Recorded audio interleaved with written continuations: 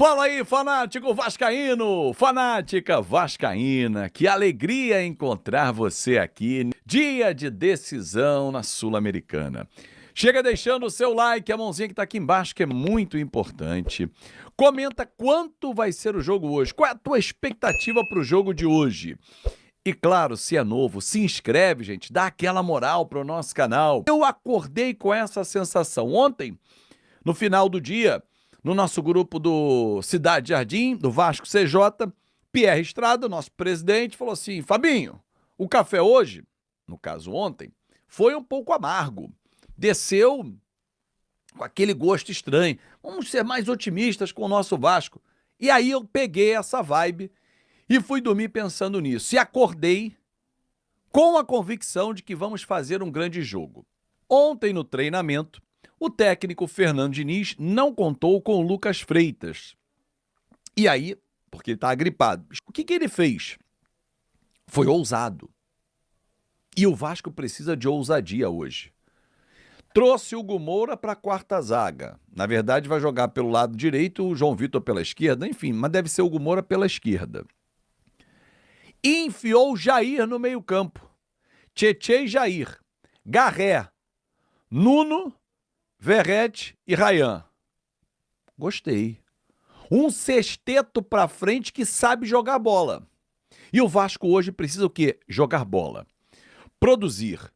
Ser finalizador realmente. Porque não em número de finalizações. Falei isso aqui no domingo, falei depois do jogo sábado, ontem na live com o Rei Kraus também, citei isso. 31 finalizações é um número bem legal. Porém, ele isolado. Se você agrupar com as finalizações no alvo, ou seja, as que o Thiago Volpi trabalhou, foram apenas 7. Sendo uma, pegou na trave, né? E o gol. Então você tem 5 situações que o Thiago Volpi participou. O Vasco insistiu muito em cruzamentos. Mas com esse meio-campo mais técnico, Tietê, Jair, Garré, Ryan, Verrete, Nuno, eu acredito que o Vasco tem tudo para fazer um jogo muito bom, com o apoio do torcedor, que, claro, está magoado, está descrente. Eu estava assim também, mas, meu amigo, o dia de jogo é diferente. O torcedor do Vasco, ele é diferente. E eu acordei com a convicção de que, pelo menos para os pênaltis, a gente vai levar esse jogo. Porra, Fábio, você é maluco? Pode ser que sim. Mas, se nós não acreditarmos, quem vai acreditar? Quem torce para outros? Vou voltar a falar do jogo, mas antes eu quero fazer um parênteses aqui e voltar ao nosso vídeo de ontem do café, quando eu citei as correntes políticas, citei vários nomes, e dentre eles o Vitor Roma. E perguntei, será que eles dormem bem, né, por tudo que aconteceu e tal? O Vitor Roma, de forma muito educada, bacana o papo, de alto nível, como tem que ser com os vascaínos, discordou de algumas coisas que eu trouxe, ponderamos outras, concordamos. Ele falou, eu durmo mal realmente por ter apoiado a gestão do Jorge Salgado, né, ter ajudado muito na eleição dele, por outras coisas que acontecem no Vasco, mas os meus 2 anos à frente da pasta de VP de marketing foram exitosos, e realmente foram. Eu lembro que ele participou comigo de um podcast, um Fanático Cast, em que foi até no dia que os VPs assinaram um manifesto contra a 777, vou até botar aqui na descrição do vídeo esse episódio para você acompanhar, e vou revelar até um bastidor. O Jorge Salgado, no dia, ligou para ele, o podcast começou por volta de 7h30 da noite, e pediu que ele não participasse. Não, Vitor, segura, não fala aí não e tal, vamos segurar, vamos pensar um pouco mais. E ele falou, não, vou participar, e participou, esclareceu tudo à época que era importante. Então acho muito legal esse registro, pela ligação, pelo bate-papo de 2 vascaínos, que têm visões diferentes daqui e dali, mas querem sempre o bem do Vasco. Valeu, Vitor, é isso.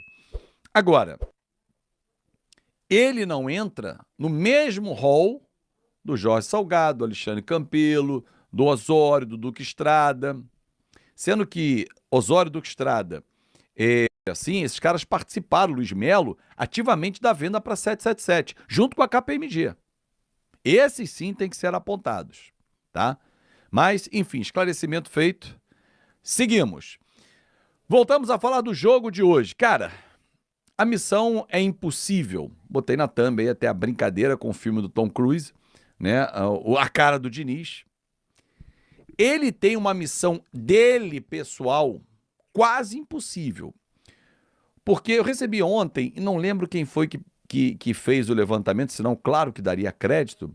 Nos últimos 30 jogos de campeonato brasileiro, o Diniz tem 6 vitórias, 6 empates e 18 derrotas. É um número muito sintomático, um número muito negativo. Eu falei até isso ontem também na live com o Rei Kraus. Falei, cara, jogador pode viver um mau momento, treinador também. Mas eu espero que hoje essa página vire. E olha, eu tenho uma convicção. Se o Vasco avançar hoje, se o Vasco vencer hoje, classificando para a fase oitavas de final para pegar o Mushuc Runa, esse jogo será um divisor de águas na temporada. E se for ao contrário, Azevedo, se a gente for eliminado, também será um divisor de águas, mas por um outro lado, porque a gente vai ter 2 competições para se dedicar. Mas avançando de forma heróica, conseguindo a virada, a remontada, como dizem os espanhóis, aí é um outro cenário para a temporada, para você arrancar para coisas maiores. Quero falar agora sobre o Santos dando um chapéu no Vasco da Gama por um atacante paraguaio. Gustavo Cabadeiro, 23 anos de idade, pertence ao Nacional do Paraguai e tinha negociações avançadas com o Vasco. Santos superou a proposta e espera pelo jogador nas próximas horas, ainda nesta segunda-feira, para a realização de exames médicos. Operação fechada pelo Santos é de compra e o próprio Marcelo Teixeira, em entrevista na noite deste domingo, confirmou o acerto em relação ao negócio. Esse atacante de lado de campo vem sendo muito bem avaliado no futebol paraguaio, pertence ao Nacional, salário na casa dos R$100 mil por mês. A ideia do Vasco nas tratativas com o Nacional era de contratá-lo por empréstimo de 2.200.000 e tendo uma opção de compra de 12.200.000. Não tive acesso aos números do negócio do Santos, que dá para cravar que será uma compra, jogador que na atual temporada soma 24 jogos com 10 gols e uma assistência. Preciso contar uma informação exclusiva sobre o Vasco. Felipe Maestro anda chateado com sua situação no Cruz Maltino. Até um tempo atrás, antes da contratação do Fernando Diniz, o Felipe tinha enormes poderes no departamento de futebol. Cuidava da base, mas também e principalmente do futebol profissional. Todas as contratações partiam de indicação dele. Marcelo Santana, o então diretor executivo de futebol, só era um negociador, mas quem escolhia os atletas que seriam contratados pelo Vasco era o Felipe Maestro. Essa situação começa a mudar com a queda do Marcelo Santana e se torna radicalmente contrária com a chegada do Fernando Diniz. Nesse momento, o Felipe segue como diretor técnico, mas cuidando da transição entre base e profissional. Ele não palpita e tem bem poucos poderes no time de cima. Para completar, o Felipe também muito irritado com uma série de críticas em relação à presença do seu filho na base, o Lucas Loureiro, jogador de 20 anos. Felipe pediu a rescisão do contrato desse atleta e o levou para o Estrela Amadora de Portugal. É só importante registrar que Felipe e Pedrinho têm uma amizade de longa data, mas, a julgar pelos últimos acontecimentos, dá para dizer que houve um distanciamento entre as partes. Bora falar agora sobre uma compra casada no Vasco. Tem repercutido bastante uma declaração que o Edmundo deu nessa sexta-feira, afirmando que o Thiago Mendes só foi contratado pelo Vasco por exigência do seu empresário, o Paulo Pitombeira. Aí você deve estar se perguntando, e por que o Pitombeira poderia fazer qualquer exigência em relação ao Vasco? Porque ele é o representante do Leonardo Jardim, o goleiro do Vasco, com quem o clube negociava desde a temporada passada uma prorrogação do vínculo. Segundo o Edmundo, para que o Léo Jardim estendesse seu contrato até 2030, o Vasco se viu obrigado a fechar com o Thiago Mendes. Nem acho que, se for verdade, um caso tão ruim, porque o Thiago Mendes é muito bom jogador e chega para resolver problemas do meio-campo Cruz Maltino. Mas queria destacar essa necessidade de uma coisa para garantir a outra. O Léo Jardim estendeu seu contrato até 2030, tornando-se o segundo jogador mais bem pago do elenco vascaíno, só atrás de Felipe Coutinho. A multa rescisória para tirá-lo do Vasco também está estabelecida em 10 milhões de euros. Só para completar, falei sobre Felipe Coutinho, ele passou por exames de imagem que apontaram uma contusão na panturrilha esquerda.